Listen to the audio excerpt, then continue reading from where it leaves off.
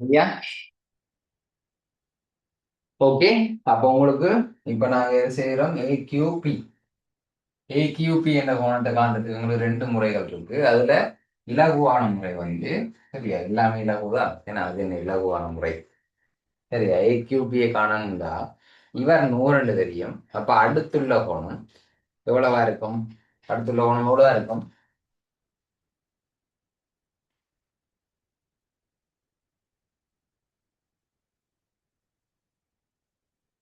4வது இங்க இருந்தது.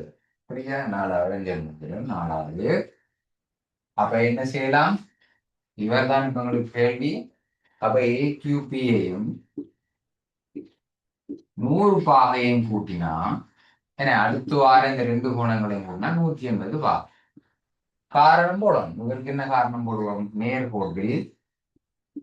நேர்கோட்டில் அடுத்துள்ள கோணங்களின் கூட்டுத்தொகை 180 பாகை என்று எழுதணும். காரணம், நேர்கோட்டில் அடுத்துள்ள கோணங்களின் கூட்டுத்தொகை 180 பாகை.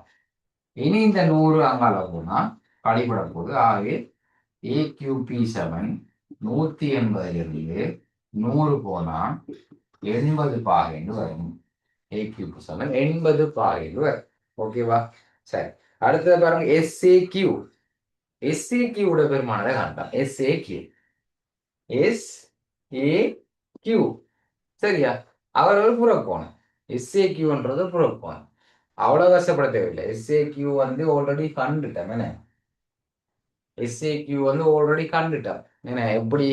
இந்த இருக்கு இந்த 90, இந்த இருக்கு இந்த 30, இந்த ரெண்டையும் கூட்டணும். நினைப்பில்லை? SAQ இங்க இருந்து இங்க வரை SAQ இவ்வளவு கோணம். இந்த கோட்டில இருந்து இந்த கோடு வரைக்கும் உள்ள கோணங்கள். அப்ப இந்த கோடு தொடக்கம் இந்த கோடு வரைக்கும் 90 பாகை இருக்கு. இந்த கோடுல இருந்து இந்த ஆளம் 30 பாகை இருக்கு. அப்ப 90 30 கூட்டினா விட வரப்போகுது. ஏன்னா 90 30 கூட்டினா விட வரப்போகுது. காரணம் எல்லாம் போட்டு ஆல்ரெடி கண்டுட்டோம். ஆல்ரெடி கண்டுட்டோம். அப்ப SAQ சமன் 90 சகம் 30 பாகை. சரியா, 90 30 கூட்டினா எத்தனை பிள்ளை? 90 30 கூட்டினா 120 பாகை. சரியா, 120 பாகை. அல்லது அதை எப்படி காணலாம்? வேற முறையில எப்படி காணலாம்? வேற முறையில இப்ப இது 80 கண்டுபிடிச்சிட்டோம். இது 80 கண்டுபிடிச்சிட்டோம். ஏன்னா அவ பாருங்க, இந்த SAQன்றது ஒரு புறக்கோணம். அவருக்குரிய அகக்கோணம் இவ்வளவு. அகக்கோணம் இவ்வளவு. சரி, சரி.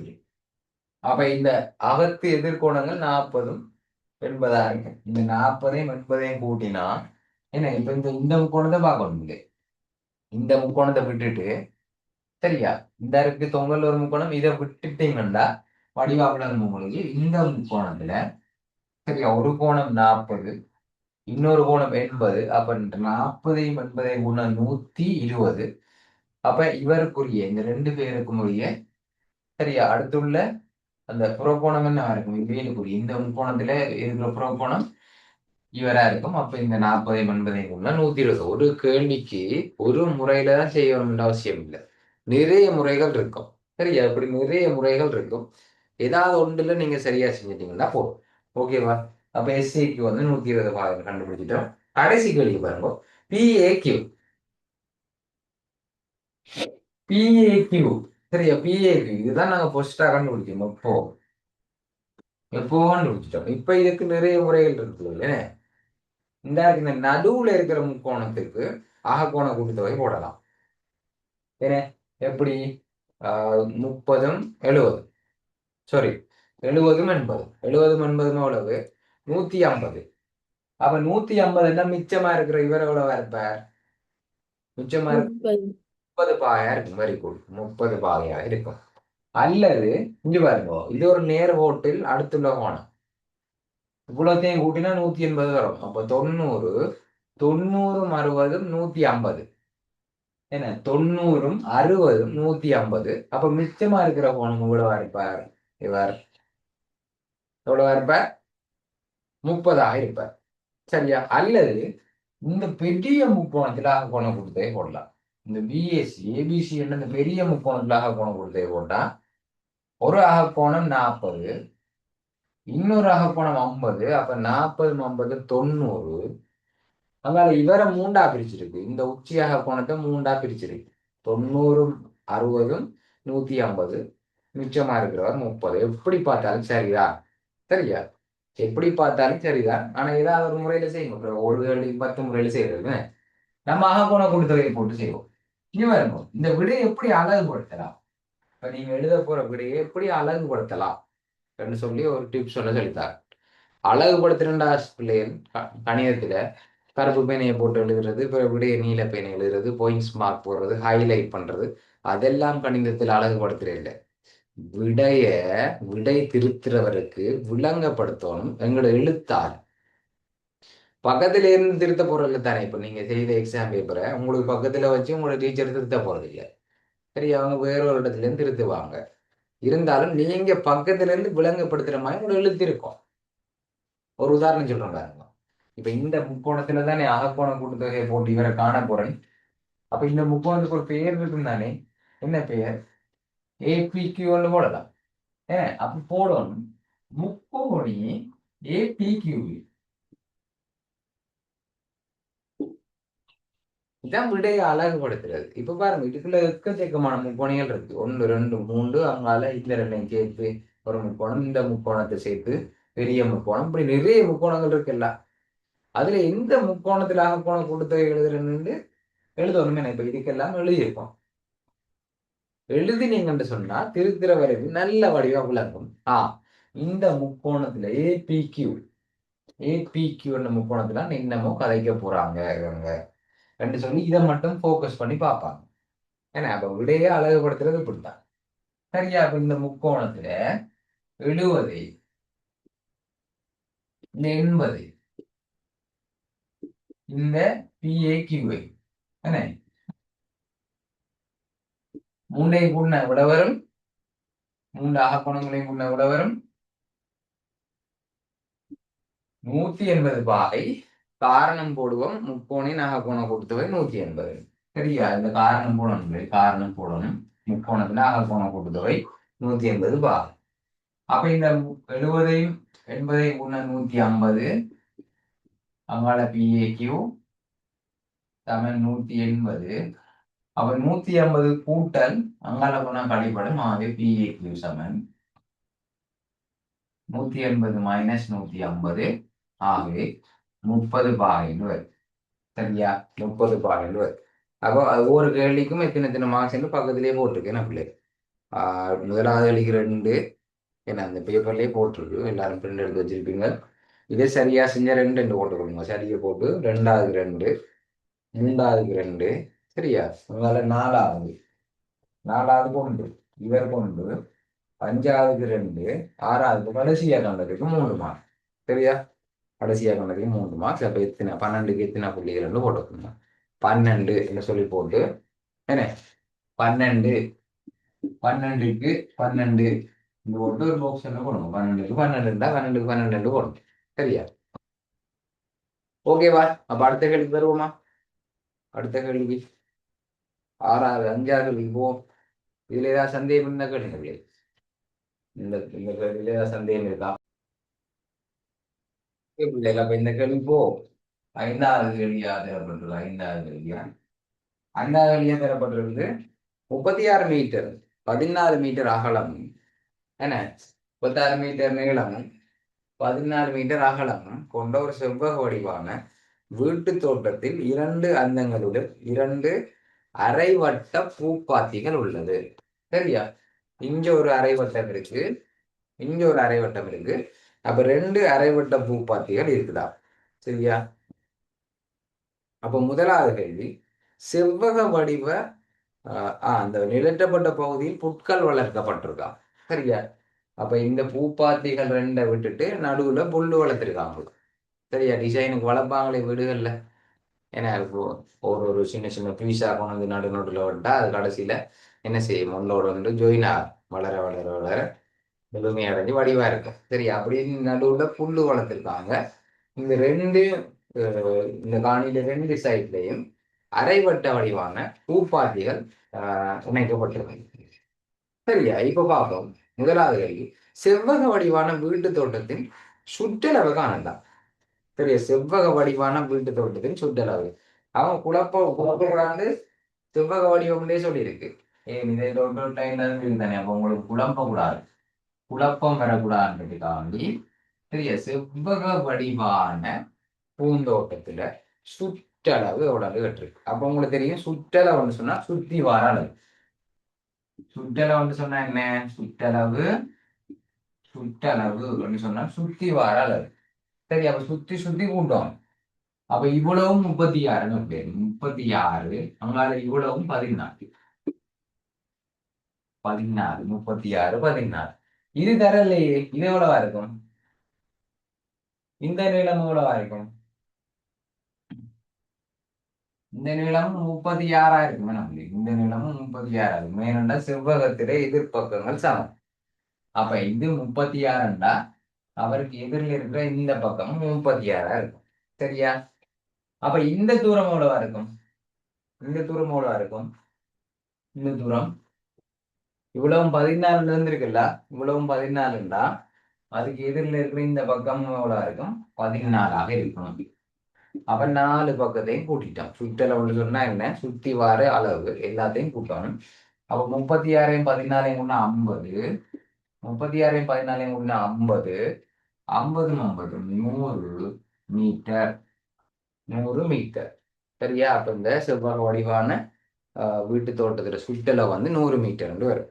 சரியா, அடுத்தது பூப்பாத்தியின் ஆரையை காணட்டா. பூப்பாத்திர ஆரையை காணட்டா. ரெண்டாவது ஆரை என்ன பண்ணுது, ஆரை பூப்பாத்திர ஆரை எங்களுக்கு தந்திருக்கு, விட்டம் தான் தந்திருக்காங்க. சரியா, இப்படி ஹீரோம்.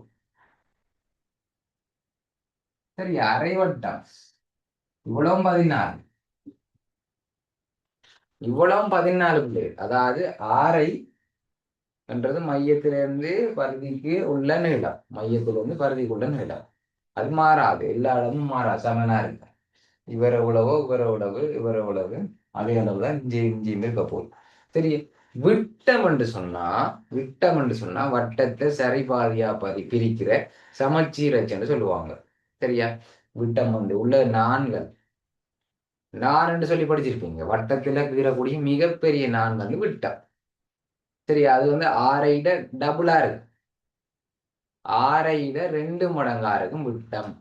சரியா, விட்டம் என்று சொன்னா என்ன, விட்டம் என்று சொன்னா ஆரை, சரியா, ஆரைட 2 மடங்காக இருக்கும். விட்டம் ஆரைட 2 மடங்காக இருக்கும். சரியா, அப்ப இங்க விட்டம் தான் தரப்பட்டிருக்கு 14 மீட்டர்னு சொல்லி. சரியா, அப்ப விட்டம் 14 ஆரை எவ்வளவா இருக்கும், அவரோட அரைவாசியா இருக்கும். சரியா, அப்ப 14 சொன்னா அவரை 2ஆக பிரிச்சா எங்களுக்கு ஆரை 7 மீட்டராக இருக்கும். சரியா, ஆரை 7 மீட்டராக இருக்கும். ஓகே, சரி, அடுத்தது போ. அடுத்தது பாருங்க, 3வது கேள்வி. அரைவட்ட பூப்பாத்தி ஒன்றின் சுற்றளவை காணட்டான். அரைவட்ட பூப்பாத்தி ஒன்றின் சுற்றளவை காணட்டான். சரியா, ஒன்றுடைய அரைவட்ட பூப்பாத்தி ஒன்றின் சுற்றளவை காணட்டான்.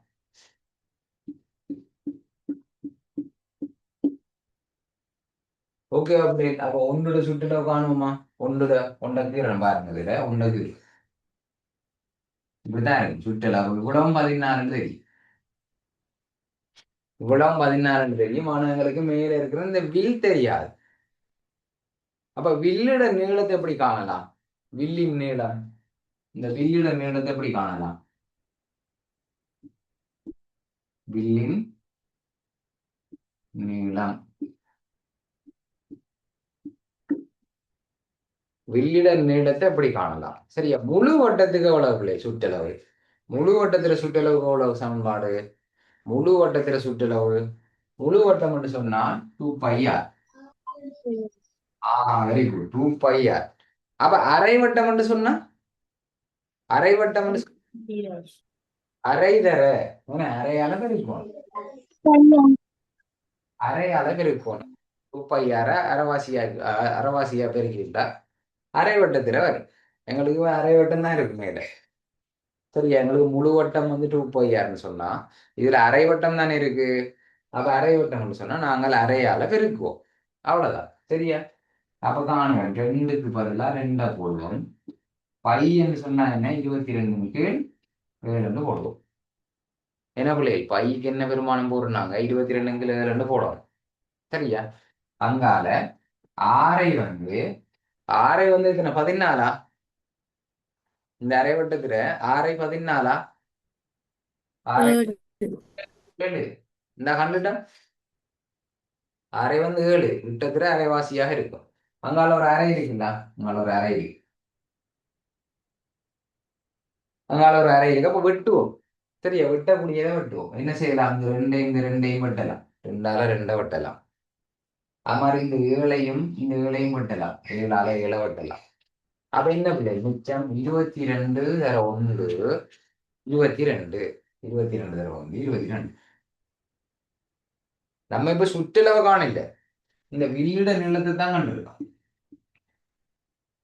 இந்த வில்லிட நீளத்தை கண்டுதான் 22.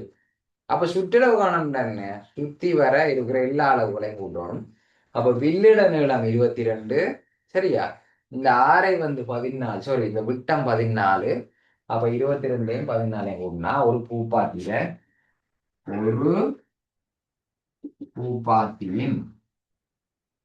ஒரு பூப்பாத்தியின் சுற்றளவு, ஒரு பூப்பாத்தியில சுற்றளவு என்ன இருக்கும், 22ஐயும் 14ஐயும் கூட்டினா 36 சென்டிமீட்டராக இருக்கும். 36 சென்டிமீட்டராக இருக்கும். ஓகே, உடனடியாக இருக்கும். உடனடியாக கேளுங்க, உடனடியாக விளங்குங்க. சரியா? இப்ப என்னத்தை காண போறோம் அடுத்தது, புட்கள் வளர்க்கப்பட்டுள்ள பகுதியின் சுற்றளவை காணலாம். புட்கள் வளர்க்கப்பட்டுள்ள பகுதி இந்த இருக்கிறார். சரியா? இந்த இருக்கிறார், இவர் தான் புட்கள் வளர்க்கப்பட்ட பகுதி. சரியா? அப்ப இவர் வந்து புட்கள் வளர்க்கப்பட்ட பகுதியில சுற்றளவுன்னு சொன்னா இங்க இருந்து ஆரம்பிச்சு. சரியா? சுற்றளவுன்னா சுத்தி வர அளவு, இதை விடுங்க. இந்த ரெண்டையும் விடுங்க, இந்த ரெண்டையும் இல்லாம யோசிப்போம் இப்ப. சரியா? இங்க இருந்து இங்க வந்து பிறகு இப்படி போகக்கூடாது. சரியா? புட்கள் வளர்க்கப்பட்டுள்ள பகுதி இவர். அப்ப இங்க இருந்து இப்படி வரப்போறார், இங்க வரப்போறார், வில்லின் வழியே வரப்போறார். சரி, அப்புறம் திரும்ப இங்க இருந்து இங்க வருவார். அப்புறம் இப்படி நேரா போக மாட்டார், வில்லின் வழியே இங்க இருந்து இங்க போவார். அப்ப 4 துண்டையும் கூட்டினா சுற்றளவு வரும். சரி, அந்த பகுதியில 4 துண்டையும் கூட்டுவோம். ஓகேவா? அப்ப எங்க எழுதுவோம், ஜாலிக்குமே அப்படியே தேவை தானே. சரியா? அப்படி பாருங்க, எத்தனையாவது கேள்வி, 4வது கேள்வி. பெரிய 4வது கேள்வி, புட்கள் வளர்க்கப்பட்டுள்ள இந்த பகுதியில சுற்றளவு கேட்டிருக்கு. அப்ப சுற்றளவு சுற்றளவு 36. சரியா? 36 இவ்வளவு கூட்டிட்டோம். பிறகு இவ்வளவுதையும் கூட்டுவோம். இவ்வளவு தெரியுமா உங்களுக்கு? இப்ப 22, இல்லைன்னா 22. இப்ப இங்க வந்துட்டோம்ல, இங்க இருந்து இங்க வரும், இவ்வளவு 36. சரியா? இப்ப இங்க வந்துட்டோம்ல, தொடங்கி நடத்துக்கே வரும், திரும்ப 22. சரியா பிள்ளை? அப்ப 36 22 58. 58 இன்னொரு 58 எத்தனை, 116 மீட்டரா இருக்கும். புட்கள் வளர்க்கப்பட்டுள்ள பகுதியில சுற்றளவு 116 மீட்டராக இருக்கும். ஓகேவா? சரி, இப்ப 4வது கேள்வி போமா. 4வது கேள்வி என்ன சொல்றது, வீட்டு தோட்டத்தை சுற்றி எல்லைகள் வழியே ஒரு பாதுகாப்பு வேலி அமைக்கப்பட்டுள்ளது. வீட்டு தோட்டத்தை சுற்றி வேலி போடுவதற்கு 1 மீட்டருக்கு 500 ரூபாய் செலவாகும் எனில் வீட்டு தோட்டத்தை சுற்றி வேலியிடுவதற்கு எவ்வளவு செலவாகும்? சரியா? அப்ப 1 மீட்டருக்கு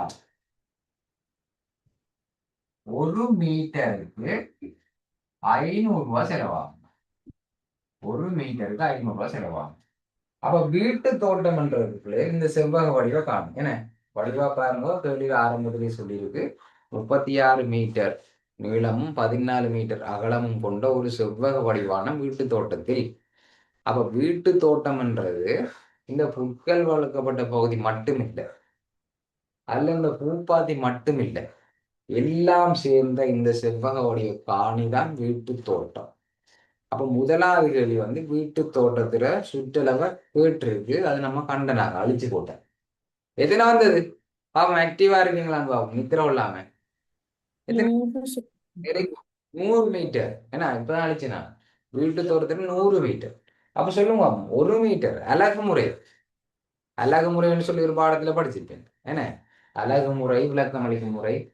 அப்ப இந்த அலகு முறையில செய்யலாம். 1 மீட்டர் 500 ரூபாய். 1 மீட்டர் வேலி அடைக்க 500 100 மீட்டருக்கு வேலி அடைக்கிறதுக்கு எப்படி காணும்? என்ன செய்வோம்? 1 மீட்டருக்கு 500 100 மீட்டருக்கு எவ்வளவு? 500 என்ன செய்யணும்? 100ஆல பெருக்கணும். 500 100ஆல பெருப்போம். சரியா? அப்ப ரூபா 500 இந்த 2 சைடும் சரி. Okay, very good. நீங்க சொன்ன விட சரி. 50,000 என்பது சரியான விடை. ஓகேவா? Very good. சரியா? Very good. சரி, அடுத்த கேள்வி போக்கு. அடுத்த கேள்வி போ. 7வது கேள்வி பாருங்க. 7வது கேள்வி. சரிவில்லை இலக்கு. 7வது கேள்வி ஒரு கபாபம். 7வது கேள்வியில கனவுரு வடிவ நீர் தொட்டி ஒன்றின் நீளம், அகலம், உயரங்கள் முறையே 5 மீட்டர், 5 மீட்டர், 4 மீட்டர். முறையே என்று சொன்னா அதே உடல் எழுதும். நீளம், அகலம், உயரம் முறையே சொன்னா அதே உடல் எழுதும். 5, 5, 4. ஓகேவா? இக்கனவுரு வடிவ நீர் தொட்டி முற்றாக நிரம்பிய பின்னர் ஓர் அடுக்கு மாடியில் குடியிருக்கும் 250 குடும்பங்களுக்கு நீர் விநியோகிக்கப்படுகிறது. இது ஒரு மிகப்பெரிய தொட்டி. இந்த பிளாட் எல்லாம் இருக்குமே, கொழும்புகள்ல பெரிய பெரிய பிளாட் இருக்கும். அப்ப அவங்க பொமனா ஒரு தொட்டி ஒன்று இருக்கும். அப்ப அந்த தொட்டியில இருந்தா அந்த பிளாட்ல இருக்கிற எல்லா ரூம்களுக்கும் நீர் விநியோகிக்கப்படும். சரியா? அப்ப முதலாவது கேள்வி பாருங்க. நீர் தொட்டியின் கனவளவு யார்? நீர் தொட்டியில கனவளவு யார்? முதலாவது கனவளவு. அப்ப கனவளவு சமன்பாடு என்ன? கன உருவா இருக்கட்டும், சதுரமுகியா இருக்கட்டும், கனவளவுக்கு சமன்பாடு என்ன? என்ன சமன்பாடு? நீளம் தர அகலம் தர உயரம். நீளம் தர அகலம் தர உயரம். அப்ப நீளம் 5, அகலம் 5, உயரம் 4. அப்ப 5 தர 5 25, 25 தர 4 100 மீட்டர் கனம்.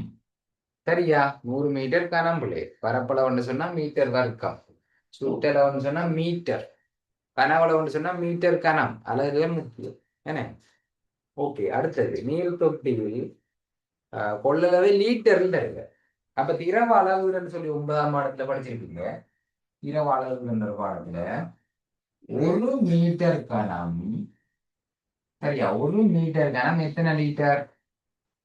1 மீட்டர் கனம் எத்தனை லிட்டர் என்று படிச்ச நீங்கள் திரவ அளவுல மறந்து போயிட்டு வரப்போது. 1 மீட்டர் கனம் 1000 லிட்டர் இல்லை. 1 மீட்டர் கனம் 1000 லிட்டர். சரியா? அப்ப 1 மீட்டர் கனம். அப்போதை பாருங்க, இதே மாதிரி கணக்கு சொன்னேன்ல. இப்போ ஒன்று பார்த்தேன். 1 மீட்டருக்கு 500 ரூபாய் செலவாகும்டா. 100 மீட்டருக்கு எவ்வளவு செலவாகும்? அதே கேள்வி திரும்ப போட்டிருக்காங்க. வேணும் 1 மீட்டர் கனம் 1000 லிட்டர்னு சொன்னா 100 மீட்டர் கனம் எவ்வளவு? என்ன செய்யணும்? 1000 100ஆல பெருக்கணும். 1000 100ஆல பெருக்கணும். உடைய என்ன? ஏற்கனவே 1000க்கு 3 சைவர் இருக்கு. 100ஆல பெருக்கினா இன்னும் 2 சைவர் சேரும். ஆகவே 1,00,000 என்ன பிள்ளைகள்? 1,00,000 1,00,000 லிட்டர் வரப்போகுது. விளங்குனதா? 1,00,000 லிட்டர் வரப்போகுது. சரி, அடுத்த கேள்வி போகும். குடும்பம் ஒன்றிற்கு ஒரு நாளைக்கு வழங்கப்படும் நீரின் அளவை காண்க. குடும்பம் ஒன்றுக்கு ஒரு நாளைக்கு வழங்கப்படும் நீரின் அளவு. சரியா? அப்ப இந்த 1,00,000 லிட்டரையும் பகிர போறது எத்தனை பேர்? 250 குடும்பங்கள். சரியா? 250 குடும்பங்களுக்கு இவ்வளவு கொள்ளளவு பகிர்ந்தளிக்கப்பட போறது. சரியா? அப்ப ஒரு நாளைக்கு ஒரு குடும்பத்துக்குரிய தேவையான அளவு எப்படி காண்பது? எத்தனை 3,000. அப்போ ஒரு குடும்பத்துக்கு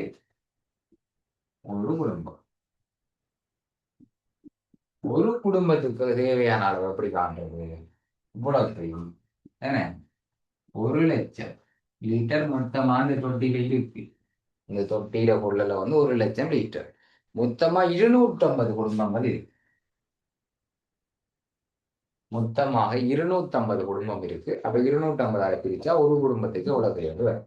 அப்ப பாருங்க இங்க பாருங்க, ஆயிரத்துக்குள்ள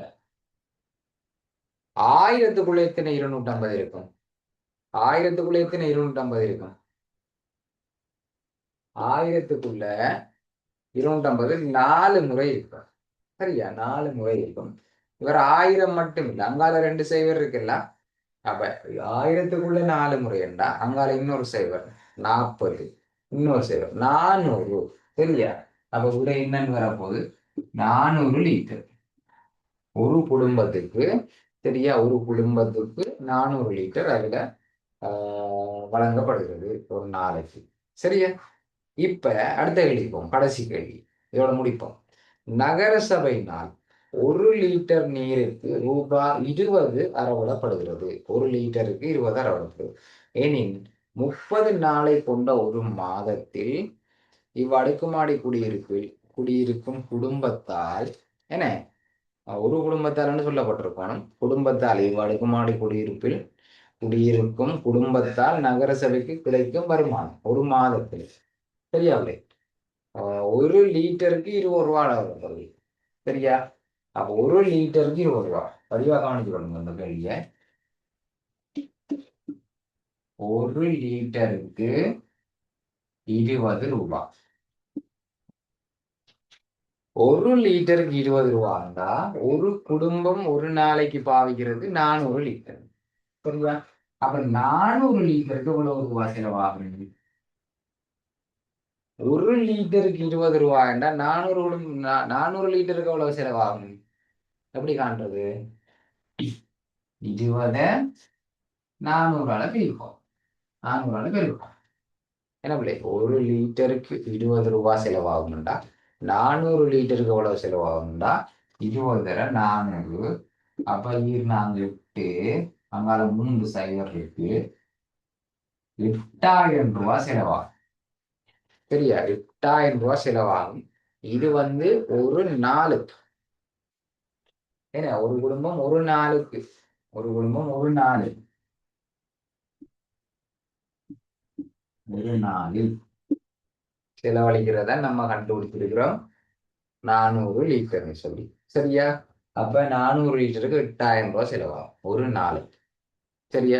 அப்படி எத்தனை ஒரு மாதத்துல 30 நாள் இருக்கு முடியும். 30 நாள் இருக்கு. என்ன? அப்ப 30 நாள் ஒரு நாளுக்கு 8000 ரூபாய் செலவாகும்டா. ஒரு நாளுக்கு 8000 ரூபாய் செலவாகும்டா 30 நாளுக்கு எவ்வளவு செலவாகும்? 30 நாளுக்கு எவ்வளவு செலவாகும்? அதை எப்படி காண்றது? ஒரு நாளுக்கு 8000 ரூபாய் செலவாகும்டா 30 நாளுக்கு 8000 30 8000 30. சரியா? அப்ப 8 தரம் 3 24. அங்கால 3 சைவர் 4 சைவர் 2,40,000 ரூபாய் செலவாகும். சரி, அவங்க நகர சபைக்கு கிடைக்கிற வருமானம் ஒரு குடும்பத்தால என்ன பிள்ளை? ஒரு குடும்பத்தால 30 நாளுக்கும் ஒரு நகர சபைக்கு கிடைக்கிற வருமானம் 2,40,000 இருக்கும். இந்த கேள்வியில ஏதாவது சந்தேகம் இருக்கா? இந்த கேள்வியில ஏதாவது சந்தேகம் இருந்தா கேளுங்க.